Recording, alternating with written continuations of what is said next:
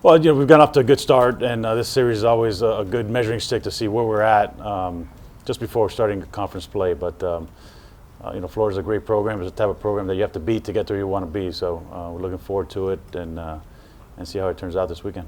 What have you learned about your team so far, and what do you think you'll learn now going against a different level?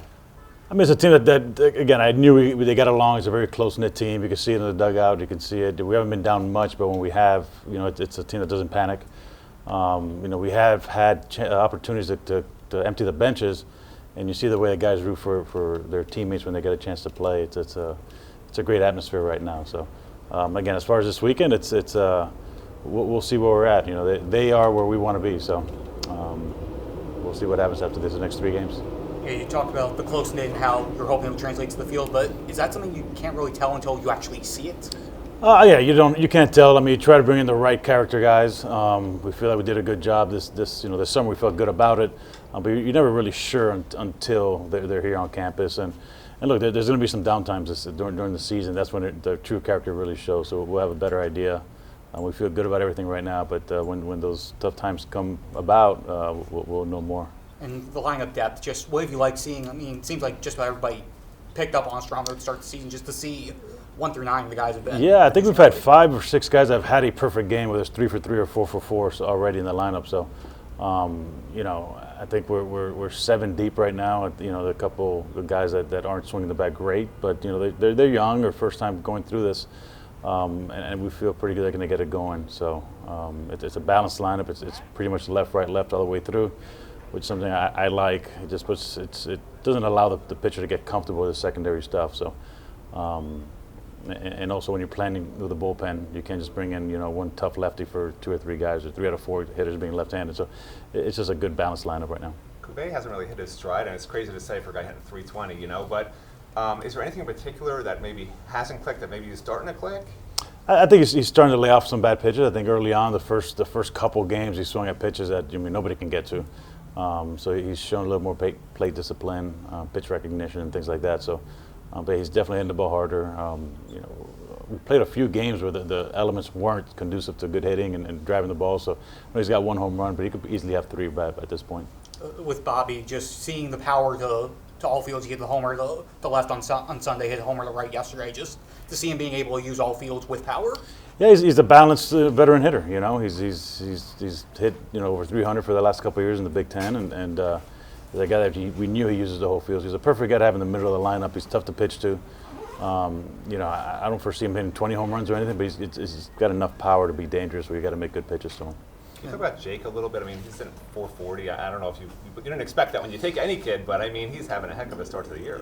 Great start, and Jake's a kid that does everything right. It's you never have to repeat yourself. If he makes a mistake, he won't do it again. And not that he makes too many, but he's a guy that just goes about his business, very professional, and plays the game right, plays it hard. And we hit him lead off or hit him clean up, play him at short, play him at first, wherever you put him. He's got a smile on his face and he's going to give you his best effort every time out. Coach, can you tell us what you've seen from Griff so far? Obviously, an amazing start to the year, and what you're expecting to see with Griff against a tougher opponent on Saturday against Florida. I expect the same Griff. I mean, he's going to attack the zone. He's going to be very competitive. The outcome, of course, is not always going to be the same, regardless of who you're playing. But I know that what the effort you're going to get, the competitiveness you're going to get, that's never going to change with him. He's going to go out and give you whatever he's got for that day, which is all you can really ask for. Have you seen his growth throughout the beginning of when he came here last semester and starting to work with him to now, and the success he's had so far? Yeah, I mean, it's he's very new to pitching. He's a two-way guy. This is his first year as a full-time pitcher. He threw 33 innings, I think, last year out of the bullpen.